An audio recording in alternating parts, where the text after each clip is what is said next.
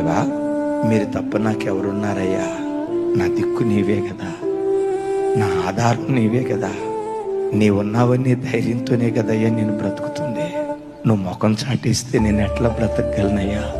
నా ప్రార్థనకు నువ్వు జవాబు ఇవ్వకపోతే ఎలా ఈ భూమి మీద నేను మనగలనయ్యా? నిన్నొక్కడిని ఆధారం చేసుకుని బ్రతుకుతున్నా.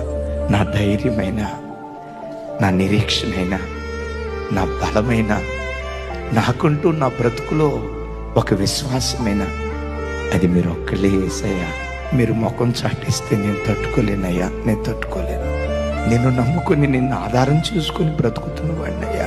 నన్ను నేను పరిపూర్ణంగా నీకు అప్పగించుకుంటున్నా అని నీ ప్రయత్నాలన్నీ ప్రక్కన పెట్టి ఎప్పుడైతే ప్రభువుకు నిన్ను నీవు అప్పగించుకోవటం ప్రారంభిస్తావో అప్పుడు నీ పోరాట భూమిలో దేవుడు అడుగుపెట్టి తన పరాక్రమాన్ని నీ పట్ల కనపరచడం ప్రారంభిస్తాడు.